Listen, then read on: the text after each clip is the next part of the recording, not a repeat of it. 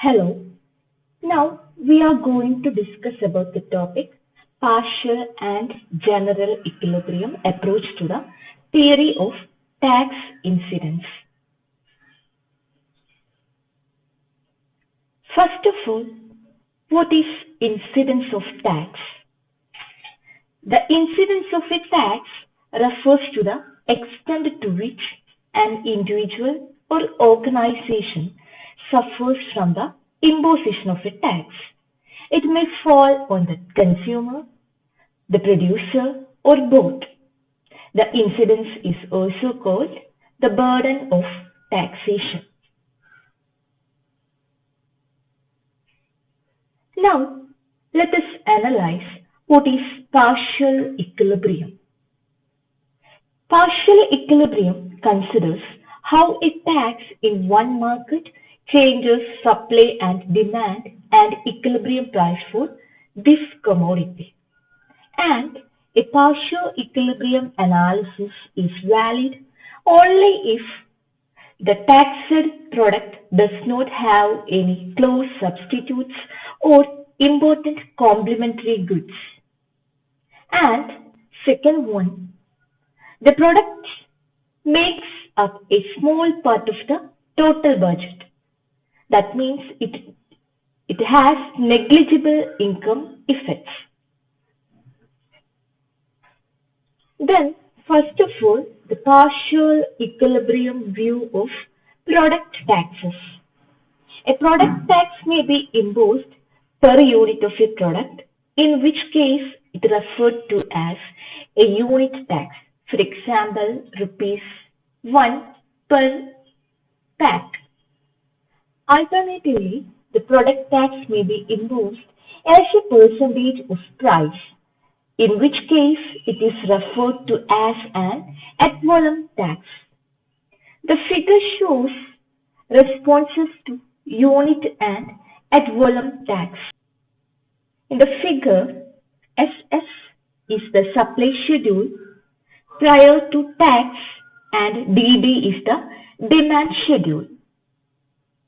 In that case, price equals OB and output equals OC. ആദ്യത്തെ case നമ്മൾ പറയാണ്. ആദ്യത്തെ കേസിൽ പ്രയർ ടു ടാക്സേഷനിൽ സപ്ലൈ ഷെഡ്യൂൾ വരുന്നത് SS, അതുപോലെ ഡിമാൻഡ് ഷെഡ്യൂൾ വരുന്നത് DD. SS-ഉം DD-യും ഇന്റർസെക്ട് ചെയ്യുന്ന പോയിന്റിൽ വരുന്ന equilibrium price OB and equilibrium output OC-യും ആണ്. Then, with respect to case 1, a tax of U per unit is imposed. നമ്മൾ ആദ്യം നോക്കുന്നത് കേസ് 1 യൂണിറ്റ് ടാക്സിന്റെ കാര്യമാണ്.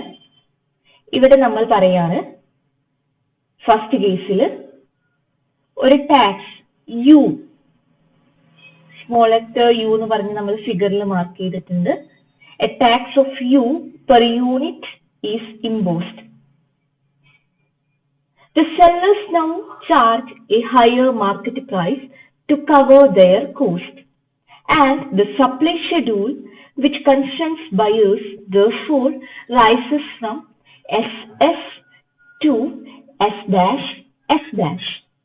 and the vertical distance between the two schedules being equal to U.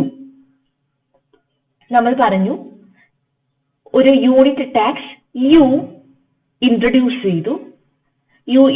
ചെയ്തതിന്റെ ഭാഗമായിട്ട് supply schedule SS ആയിരുന്ന supply schedule S' ആയി shift ചെയ്തു. ആ രണ്ട് സപ്ലൈ ഷെഡ്യൂളും വരുന്ന ഡിസ്റ്റൻസിനെ നമ്മൾ യു എന്ന് പറഞ്ഞ് മാർക്ക് ചെയ്തിട്ടുണ്ട്. U a tax of u per unit ആണെന്നുള്ള നമ്മൾ പറഞ്ഞിട്ടുണ്ടായിരുന്നു. ആ രണ്ട് സപ്ലൈ കർവും തമ്മിലുള്ള വെർട്ടിക്കൽ ഡിസ്റ്റൻസ് യു ആയിരിക്കും. And buyers purchase less and the quantity falls to OE given by the intersection of DD with S'. ഈ ഒരു സിറ്റുവേഷനിൽ ബയേഴ്സ് കുറച്ച് ക്വാണ്ടിറ്റി മാത്രമായിരിക്കും ഡിമാൻഡ് ചെയ്യുന്നത്, which is equal to OE level of quantity given by the intersection of DD and S dash S dash. And the market price rises to OF and the net price to sellers falls to OK. At the new quantity OE, the market price has risen by BF, whereas the tax per unit of output equals KF. ഈ ഒരു സിറ്റുവേഷനിൽ നമ്മൾ കാണുന്നത് market price initially OB ആയിരുന്ന market price OF ആയിട്ട് increase ചെയ്യാണ് ചെയ്യുന്നത്. സെല്ലേഴ്സിന് കിട്ടുന്ന നെറ്റ് പ്രൈസ് OB ആയിരുന്നു ഇനീഷ്യലി, അത് ഡിക്ലൈൻ ചെയ്ത് OK ആകുന്നുണ്ട്. Then a unit tax is borne by both producers and consumers. The consumers see the price rise from OB to OF.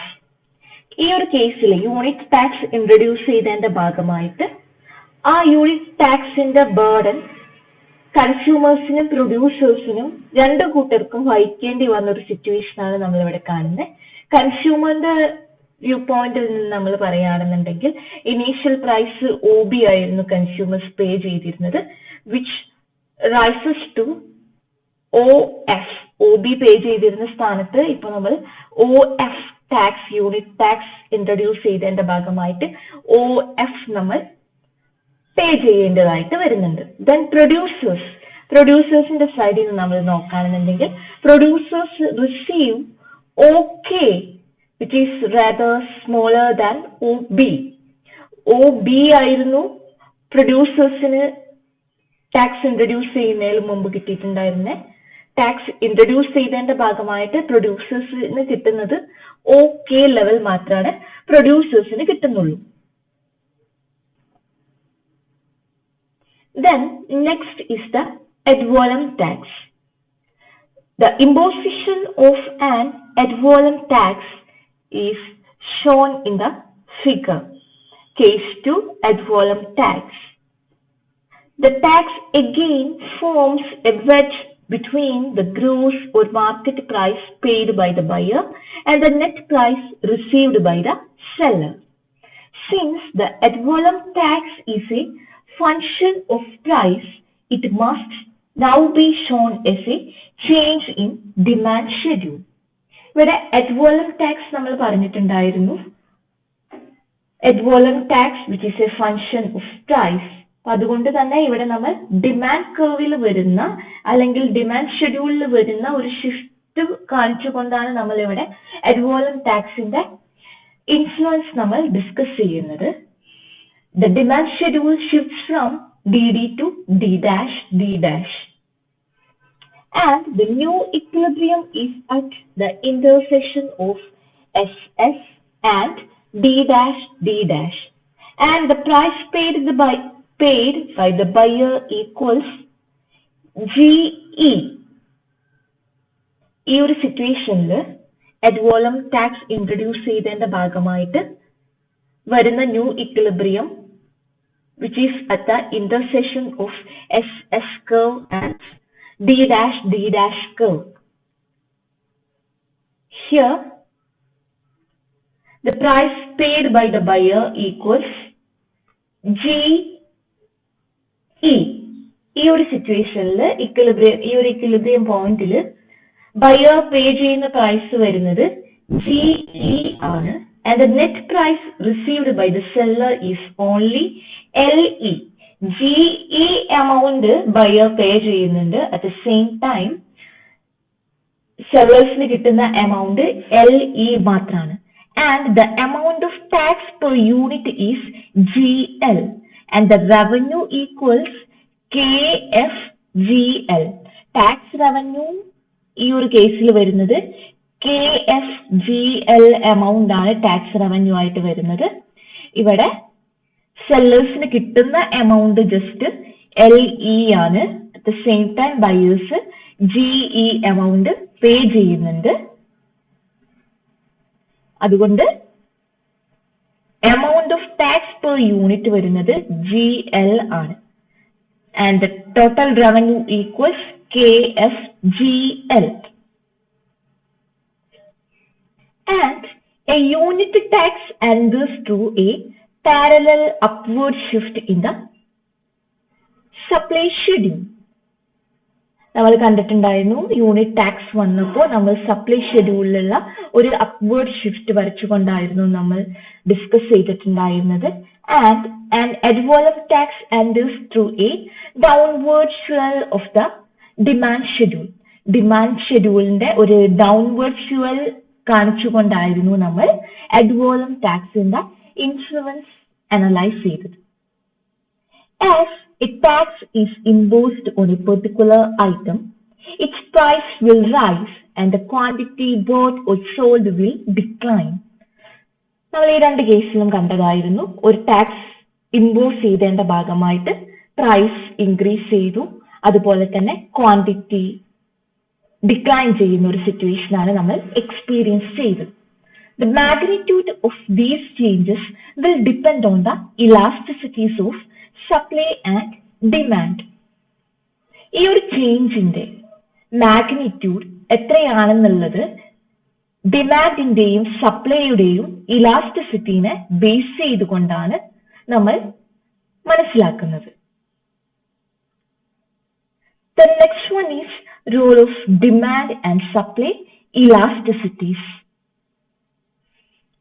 As a tax is imposed on a particular item, its price will rise and the quantity bought or sold will decline. And the magnitude of these change will depend on the elasticities of supply and demand. And let us begin with case 1, where SS and DD are the supply and demand schedules prior to tax, with the price equals to OP and quantity equal to OQ. So, നമ്മൾ first case elasticity of demand and സപ്ലൈയിൽ വരുന്ന first case നമ്മൾ discuss ചെയ്യാണ് ചെയ്യുന്നത്. ഇവിടെ SS-ഉം DD-യും initial സപ്ലൈനെയും അതുപോലെ തന്നെ initial ഡിമാൻഡിനെയും represent ചെയ്യുന്ന ഷെഡ്യൂൾസ് ആണ്. ടാക്സ് ഇൻട്രൊഡ്യൂസ് ചെയ്യുന്നതിന് മുമ്പുള്ള ഡിമാൻഡ് ആൻഡ് സപ്ലൈനെ റെപ്രസെന്റ് ചെയ്യുന്ന രണ്ട് കർവ്സ് ആണ്. സപ്ലൈ കർവ് ആണ് SS, ഡിമാൻഡ് കർവ് ആണ് DD. ആ ഒരു സിറ്റുവേഷനിൽ വരുന്ന പ്രൈസ് ആണ് OP level of equilibrium price and the quantity which is equal to OQ level.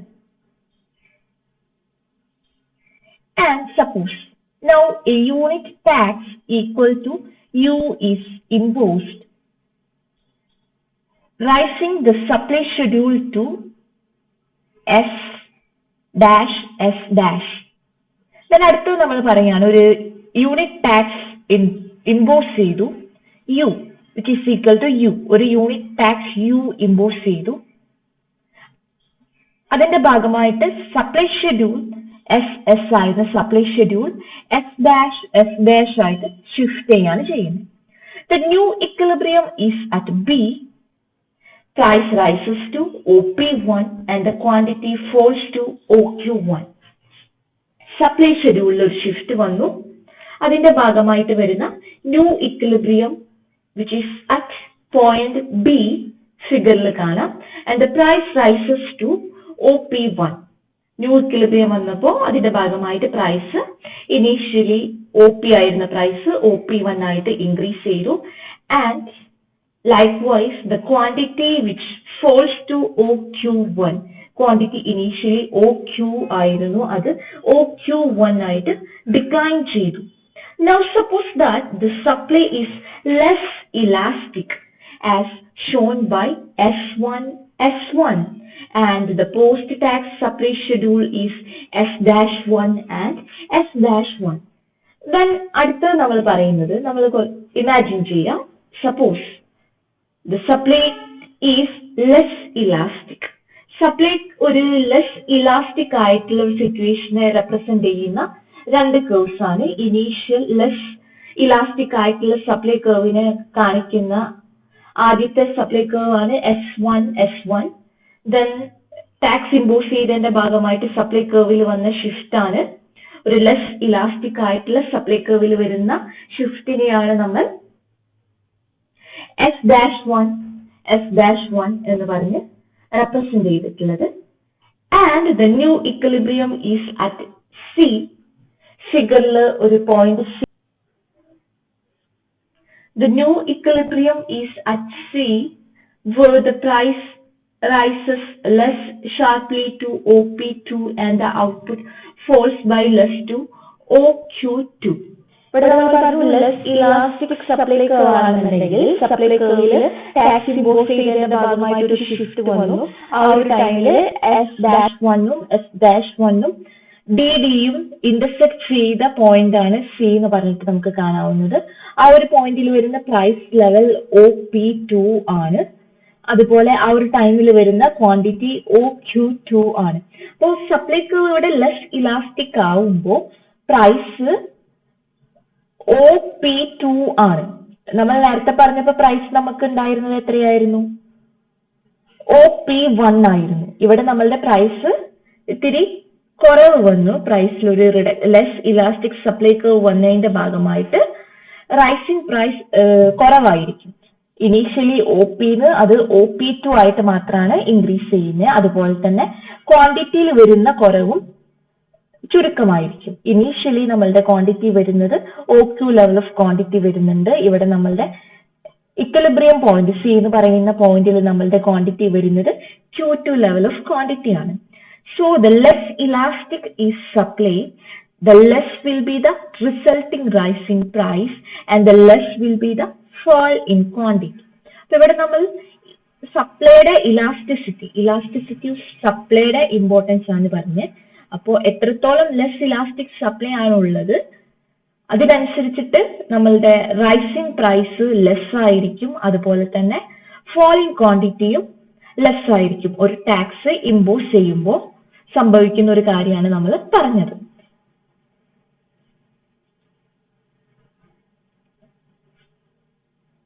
Then second case, turning now to the role of demand as is given in the case 2, the pre-tax position A is given as before with price at OP and quantity at OQ. As the tax is imposed, the supply schedule shifts to S-S- with price increases to OP1 with the new equilibrium at B and the output reduced to OQ1. Then next നമ്മൾ നോക്കുന്നത് role of demand elasticity ആണ് നമ്മൾ നോക്കുന്നത്. ഇവിടെ നമ്മൾ പറഞ്ഞു initially സപ്ലൈയും ഡിമാൻഡും equal ആയ പോയിന്റ് ആണ് എ എന്ന് പറയുന്ന ഇക്വിലിബ്രിയം പോയിന്റിലുള്ള പ്രൈസ് വരുന്നത് OP ആൻഡ് ഇക്വിലിബ്രിയം ക്വാണ്ടിറ്റി വരുന്നത് OQ ആണ്. Then നെക്സ്റ്റ് നമ്മൾ പറയുന്നതാണ് ഒരു ടാക്സ് ഇക്കോണമിയിൽ ഇൻട്രൊഡ്യൂസ് ചെയ്തു. ടാക്സ് ഇമ്പോസ് ചെയ്തതിന്റെ ഭാഗമായിട്ട് സപ്ലൈ ഒരു ഷിഫ്റ്റ് നമ്മൾ കാണിക്കുന്നുണ്ട്. സപ്ലൈ S- ആയിട്ട് ഷിഫ്റ്റ് ചെയ്തു. അതിന്റെ ഭാഗമായിട്ട് നമ്മളുടെ പ്രൈസ് ഇൻക്രീസ് ചെയ്യുന്നുണ്ട്. പ്രൈസ് OP ആയിരുന്ന പ്രൈസ് OP1 ആയിട്ട് ഇൻക്രീസ് ചെയ്തു with the new equilibrium at B and output which is reduced to OQ1. Initial output OQ ആയിരുന്നു, അത് OQ1 ആയിട്ട് ഡിക്ലൈൻ ചെയ്തു. ദെൻ നമുക്ക് നോക്കേണ്ടത് ഡിമാൻഡിന്റെ കേസാണ്. ഡിമാൻഡ് ഇലാസ്റ്റിസിറ്റി ആണ് നമുക്ക് നോക്കാനുള്ളത്. So had the demand schedule been less elastic as shown by D1, the new equilibrium would have been at C. The price would have risen more sharply to OP2 and the output would have fallen to OQ2 only. The next നമ്മൾ പറയുന്നതാണ് demand schedule less elastic ആണെന്നുണ്ടെങ്കിൽ, less elastic ആയിട്ടുള്ള demand schedule ആണ് നമ്മൾ dotted ലൈനിൽ D1 കൊണ്ട് represent ചെയ്തിട്ടുള്ളത്. ആ ഒരു ടൈമിൽ ഒരു ഇക്വിലിബ്രിയം പോയിന്റ് അവിടെ വരുന്നുണ്ട്. D1ഉം അതുപോലെ നമ്മളുടെ സപ്ലൈ കർവ് ആയിട്ടുള്ള എസ് ഡാഷും ഇന്റർസെക്ട് ചെയ്യുന്ന ഒരു പോയിന്റ് വരുന്നുണ്ട്. ആ പോയിന്റ് നമുക്ക് സി എന്ന് പറയാം. ഫിഗറിൽ നമ്മൾ ആ ഒരു പോയിന്റ് കാണിക്കാൻ വിട്ടുപോയിട്ട്. Then next we are moving to the partial equilibrium view of factor taxes. Taxes imposed in factor market typically apply to the sale of factor services, that is, to the income which the factor service yields. They take the form of percentage charge against such income and thus belong to the ad valorem tax family. And the analysis is quite similar to that for product taxes. As seen by factor suppliers, the factor tax appears as a downward fuel of the demand schedule for their services, and the outcome again depends on the elasticities of demand and supply. അടുത്തതായി നമ്മൾ discuss ചെയ്യുന്നത് partial equilibrium view of factor taxes ആണ്. അതിൽ തന്നെ ആദ്യമായി നമ്മൾ discuss ചെയ്യാൻ പോകുന്നത് tax on wage income. And the figure shows a tax on wage income in a competitive labor market. And the hours worked and wage rate equal to OC and OB respectively, with equilibrium at E. As a tax is imposed and thus fueling the net demand schedules from DD to D dash D dash. Since it is the net schedule that matters to the worker, the new equilibrium is at G, the intersection of D dash D dash with the supply schedule SS. And that time the hours worked fall from OC to OH, and the gross wage rate rises from OB to OI, and there is decline in net wage or BK that falls short of the tax per work hour. ഈ ഒരു figure നമുക്ക് കാണിക്കുന്നത് tax on wage income ആണ്. Initially equilibrium E എന്ന് പറയുന്ന പോയിന്റിലാണ് വരുന്നത്. That time hours worked വരുന്നത് ഒ സിയും അതുപോലെ തന്നെ അവേർലി വേജ് വരുന്നത് ഒ ബിയുമാണ്. ദെൻ ടാക്സ് ഇമ്പോസിഷന്റെ ഭാഗമായിട്ട് ഷെഡ്യൂൾ ഡിമാൻഡ് ഷെഡ്യൂൾ ഡി ഡിയിൽ ഒരു ചേഞ്ച് വരുന്നുണ്ട്. ഡി ഡി ഷിഫ്റ്റ് ചെയ്യുന്നു, ഡി ഡാഷ് ആയിട്ട് ഷിഫ്റ്റ് ചെയ്യുന്നു. ദെൻ ന്യൂ ഇക്വിലിബ്രിയം വരുന്നത് ജി എന്ന പോയിന്റിലാണ്. That means the intersection of D dash with the supply schedule S S. ആ ഒരു ടൈമിൽ അവേഴ്സ് വർക്ക്ഡ് ഡിക്ലൈൻ ചെയ്യും. ഇനീഷ്യൽ ഇക്വിലിബ്രിയത്തിൽ ഒ സി അവേഴ്സ് ആണ് വർക്ക്ഡ് ആയിരുന്നത്. ദെൻ സെക്കൻഡ് ടൈമിൽ ഒ എച്ച് ലെവലായിട്ട് അവേഴ്സ് വർക്ക് ഡിക്ലൈൻ ചെയ്യും. At the same time the gross wage rate increase ചെയ്യും. The gross wage rate rises from O B, initially O B ആയിരുന്നു, O ബിയിൽ നിന്നും O I ആയിട്ട് increase ചെയ്യും. And there is also a decline in net wage. Net വേജിൽ നമുക്കൊരു ഡിക്ലൈനും ആ ഒരു ടൈം കാണാൻ പറ്റും.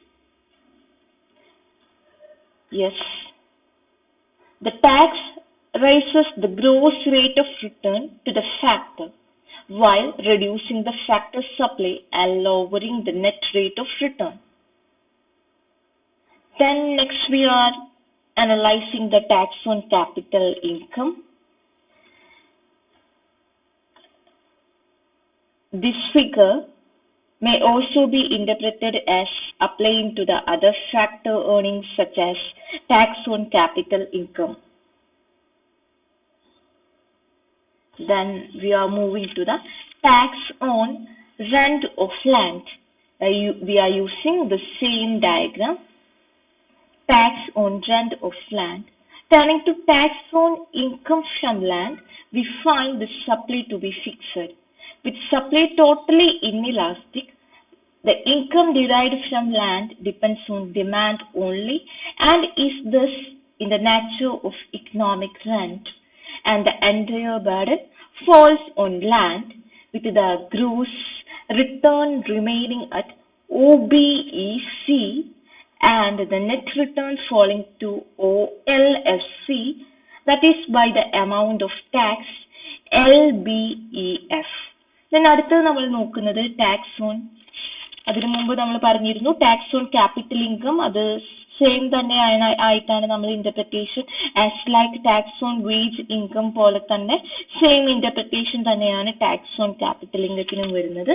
Then next we are moving to the tax on rent of land.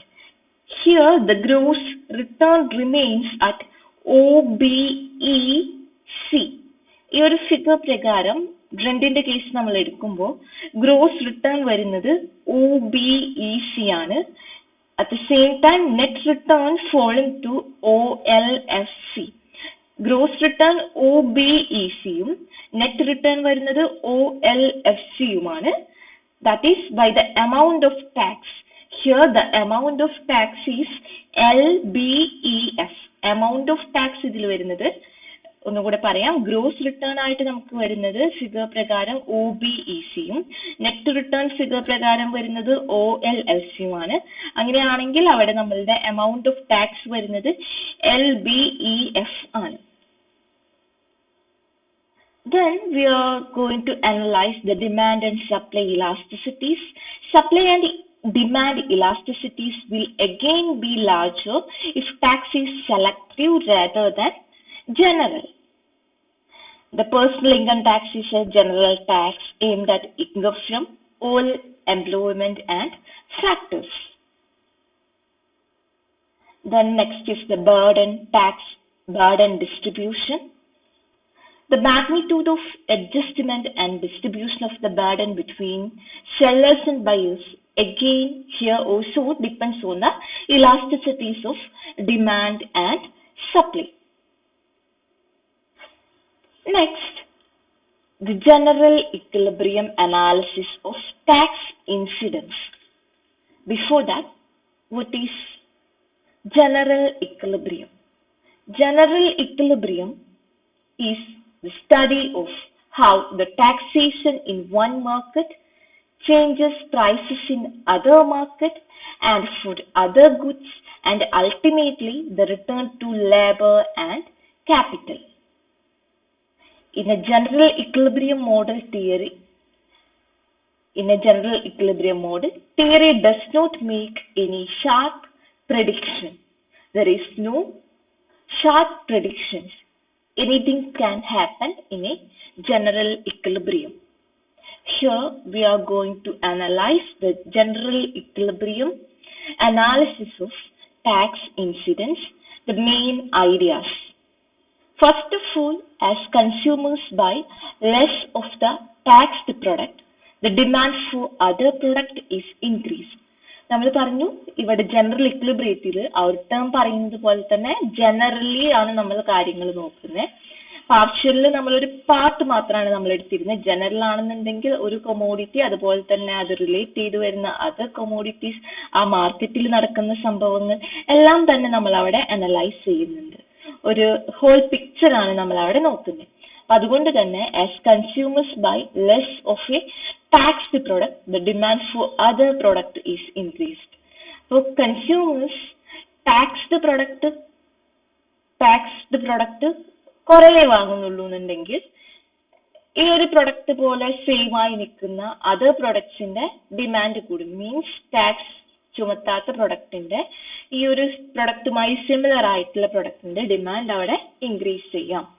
If production is subject to increasing cost, this will raise their price while lowering that is the taxed product. ആ ഒരു സിറ്റുവേഷനിൽ taxed product consumers less demand ചെയ്യുന്നുള്ളൂ. At the same time they are demanding other products and the demand for other product is increased. ആ ഒരു സിറ്റുവേഷനിൽ production increase ചെയ്യുമ്പോൾ കോസ്റ്റും increase ചെയ്യുന്ന ഒരു സിറ്റുവേഷൻ ആണെന്നുണ്ടെങ്കിൽ ആ ഇൻക്രീസ് ചെയ്ത പ്രൊഡക്റ്റിന്റെ പ്രൈസിലും ഒരു ഇൻക്രീസ് നമുക്ക് കാണാൻ പറ്റും. Thus, the burden from the use side will be spread to consumers of other product. ഇവിടെ നമ്മൾക്ക് ഈ ഒരു സ്പ്രെഡാണ് കാണാൻ പറ്റുന്നത്. എന്തിന്റെ സ്പ്രെഡാണ്? ടാക്സ്ഡ് പ്രൊഡക്റ്റ് വന്നതിന്റെ ഭാഗമായി ആ ഒരു ടാക്സ്ഡ് പ്രൊഡക്റ്റ് കൺസ്യൂമേഴ്സ് വളരെ ലെസ്സേ വാങ്ങുന്നുള്ളൂ. അതിന്റെ ഭാഗമായി അതർ പ്രൊഡക്റ്റിലോട്ട് ഈ ടാക്സ്ഡ് പ്രൊഡക്റ്റിന്റെ ഒരു ഇൻഫ്ലുവൻസ് നമുക്ക് കാണാൻ പറ്റുന്നുണ്ട്. അപ്പോൾ ഒരു പ്രൊഡക്റ്റിന് ടാക്സ് നമ്മൾ അവിടെ ഇൻക്രീസ് ചെയ്തു, അതിന്റെ ഭാഗമായിട്ട് ആ ഒരു പ്രൊഡക്റ്റ് കൺസ്യൂമേഴ്സ് ലെസ് വാങ്ങുന്നുള്ളൂ. ഓട്ടോമാറ്റിക്കായിട്ട് demand for other product increase ചെയ്തു, അതിന്റെ ഭാഗമായിട്ട് അതിന്റെ പ്രൈസിൽ ഒരു ഇൻക്രീസ് വരുന്നുണ്ട്. അതുകൊണ്ട് തന്നെ അവിടെ ഒരു ബേർഡൻ കൺസ്യൂമേഴ്സിന് ഫേസ് ചെയ്യാൻ പറ്റും, അല്ലെങ്കിൽ കൺസ്യൂമേഴ്സ് ഒരു ബേർഡൻ അവിടെ ഫേസ് ചെയ്യാണ്. ക്ലിയർ ആയെന്ന് വിചാരിക്കുന്നു. ഒരു പ്രൊഡക്റ്റിന്റെ ടാക്സിൽ തുടങ്ങി അതർ പ്രൊഡക്റ്റിന്റെ പ്രൈസിൽ ഒരു ഇൻക്രീസ് വരുന്ന സിറ്റുവേഷനിലാണ് നമ്മളിവിടെ നിൽക്കുന്നത്. അപ്പൊ അതുകൊണ്ട് തന്നെ ഒരു ജനറൽ അനാലിസിസ് ആണ്, ടാക്സേഷന്റെ ഒരു ജനറൽ അനാലിസിസ് ആണ് ഇതെന്ന് നമുക്ക് പറയാം. Then second one, suppose that the taxed product is highly capital intensive while products which are substituted for it are labor intensive. Such substitution leads to an increase in the returns to labor and a decrease in the returns to capital. And as a result, further effects from the earning side come about. ഇവിടെ വേറൊരു situation ആണ് നമ്മൾ നോക്കുന്നത്. Suppose taxed product ഒരു highly capital intensive ആണെന്നുണ്ടെങ്കിൽ while the product which are substituted for it are labour intensive ആണ്. Taxed product capital ഇന്റൻസീവും അതിന്റെ സബ്സ്റ്റിറ്റ്യൂഷൻ ആയിട്ട് വരുന്നത് ലേബർ ഇന്റൻസീവും ആണെന്നുണ്ടെങ്കിൽ ആ ഒരു സിറ്റുവേഷനിൽ ലേബേഴ്സിനുള്ള ഡിമാൻഡ് കൂടും, അല്ലെങ്കിൽ such substitution leads to an increase in the returns to labor and there is a decrease in the returns to capital. അവിടെ നമ്മൾ ക്യാപിറ്റൽ ഇന്റൻസീവിനെ ലേബർ ഇന്റൻസീവ് ആയിട്ട് സബ്സ്റ്റിറ്റ്യൂട്ട് ചെയ്യാണ് ചെയ്യുന്നത്. as a result further effects from the earning side come out. അപ്പൊ അവിടെ taxed പ്രൊഡക്റ്റിൽ നിന്ന് നമ്മൾ change ചെയ്യാണ്, ക്യാപിറ്റൽ ഇന്റൻസീവ് ആയ ടാക്സ്ഡ് പ്രൊഡക്റ്റിൽ നിന്ന് ചേഞ്ച് ചെയ്തുകൊണ്ട് ലേബർ ഇന്റൻസീവിനെ കുറിച്ചിട്ട് അനലൈസ് ചെയ്യാണ് ചെയ്യുന്നത്. ക്ലിയർ ആയെന്ന് വിചാരിക്കുന്നു. ഇതും ഒരു ജനറൽ ഇക്വിലിബ്രിയം അനാലിസിസ് ആണ് ഇവിടെ നമുക്ക് കാണാൻ സാധിക്കുന്നത്. Then third one, a tax on factor X will tend to reduce its supply, which in turn will lower the returns obtained by factor Y, thus broadening effects from the earnings side. അപ്പൊ ഇവിടെ factor X എന്ന് പറയുന്ന ഒരു ഫാക്ടറിലാണ് taxation നടന്നിട്ടുള്ളത്. അതിന്റെ ഭാഗമായിട്ട് അതിന്റെ സപ്ലൈയിൽ factor എക്സിന്റെ സപ്ലൈയിൽ ഒരു റിഡക്ഷൻ വരികയും അതിന്റെ ഭാഗമായിട്ട് ഫാക്ടർ വൈയുടെ റിട്ടേൺസിൽ ഒരു റിഡക്ഷൻ എക്സ്പീരിയൻസ് ചെയ്യുകയാണ് നമ്മൾ ചെയ്യുന്നത്. അതും ഒരു ജനറൽ ഇക്വിലിബ്രിയം അനാലിസിസ് ആണ്. ഇവിടെ ഫാക്ടർ എക്സ് എന്ന് പറയുന്ന ഫാക്ടർ എക്സിൽ ഒരു ടാക്സേഷൻ വന്നതിന്റെ ഭാഗമായിട്ട് വൈ എന്ന് പറയുന്ന ഫാക്ടറിൽ അല്ലെങ്കിൽ വൈ എന്ന ഫാക്ടറിന്റെ റിട്ടേൺസ് കുറവാവുന്ന ഒരു സിറ്റുവേഷൻ ആണ്. അപ്പോൾ ഒരു പ്രൊഡക്റ്റ് മാത്രമല്ല, അവിടെ ഒന്നിൽ കൂടുതൽ പ്രൊഡക്റ്റിൽ വരുന്ന ചേഞ്ചസ് അല്ലെങ്കിൽ ഒരു പ്രൊഡക്റ്റിൽ വന്ന ചേഞ്ചിന്റെ ഭാഗമായിട്ട് അതർ പ്രൊഡക്റ്റിൽ വരുന്ന ചേഞ്ചസ് ആണ് നമ്മൾ ഇവിടെ അനലൈസ് ചെയ്തത്. സോ അതും ഒരു general equilibrium analysis of tax incidence ആണ്. Then fourth one, where the taxed factor is mobile, its employment will move to tax-free sectors until net rates of return are equalized. Thus, the burden of the corporation profits tax is spread to capital employed outside the corporate sector. ഇവിടെ നമ്മൾ പറയുന്നതാണ് taxed factor mobile ആണെന്നുണ്ടെങ്കിൽ ആ ഒരു സിറ്റുവേഷനിൽ അവിടെ നമുക്ക് free ആയിട്ട് മൂവ് ചെയ്യാനുള്ള ഒരു പോസിബിലിറ്റി ഉണ്ട്. അപ്പോൾ ഒരു ടാക്സ്ഡ് സെക്ടർ ആണെന്നുണ്ടെങ്കിൽ അത് ഒരു ടാക്സ് ഫ്രീ സെക്ടറിലോട്ട് ചേഞ്ച് ചെയ്യാൻ എപ്പോഴും ശ്രമിച്ചുകൊണ്ടിരിക്കുന്നതാണ് നമ്മളിവിടെ പറയുന്നത്. ഇവിടെ നമ്മൾ കോർപ്പറേറ്റ് പ്രോഫിറ്റ് ടാക്സിനെ കുറിച്ച് പറയുന്നുണ്ട്. ഒരു കോർപ്പറേറ്റ് പ്രോഫിറ്റ് ടാക്സ് ഇൻട്രൊഡ്യൂസ് ചെയ്യുമ്പോൾ അല്ലെങ്കിൽ അതിന്റെ burden of corporate profit tax നമുക്ക് സ്പ്രെഡ് ചെയ്യാൻ പറ്റുന്നു. എവിടെയാണോ ടാക്സ് ഫ്രീ ആയിട്ടുള്ളത് അല്ലെങ്കിൽ ടാക്സ് ഫ്രീ എവിടെയാണോ ആ ഒരു സെക്ടറിൽ പോയിട്ട് നമുക്ക് അവിടെ ഇൻവെസ്റ്റ്മെന്റ് അല്ലെങ്കിൽ ക്യാപിറ്റൽ അക്യുമുലേഷൻ നമുക്ക് തുടങ്ങാം. അപ്പൊ ഈ ഒരു കാര്യം ഒരുത്തില് അല്ലെങ്കിൽ ഏതെങ്കിലും ഒരു കോർപ്പറേറ്റ് സെക്ടറിൽ ടാക്സ് ഇൻട്രൊഡ്യൂസ് ചെയ്തു. അപ്പൊ അവിടെ നിന്ന് നമുക്ക് മൂവ് ചെയ്തുകൊണ്ട് ടാക്സ് ഫാക്ടർ വന്നതിന്റെ ഭാഗമായിട്ട് വേറെ സെക്ടറിലേക്ക് അല്ലെങ്കിൽ വേറെ സെക്ടറിലോട്ട് നമുക്ക് മൂവ്മെന്റ് പോസിബിൾ ആവുന്നുണ്ട്. അപ്പൊ അവിടെ നമ്മൾ ഡിഫറെന്റ് സെക്ടേഴ്സിനെ കുറിച്ചിട്ടാണ് നമ്മൾ ഇവിടെ അനലൈസ് ചെയ്യുന്നത്. അത് തന്നെയാണ് നമ്മളുടെ ജനറൽ ഇക്വിലിബ്രിയം അനാലിസിസിൽ നമുക്ക് പറയാനുള്ളത്. ഇത്രയാണ് നമ്മുടെ partial and general equilibrium analysis of tax ഇൻസിഡൻസിനെ കുറിച്ചിട്ട് നമുക്ക് ജനറലി പറയാനുള്ളത്. ഇത്രയും നേരം ഈ ഒരു വീഡിയോ കണ്ട എല്ലാവർക്കും നന്ദി. Thank you.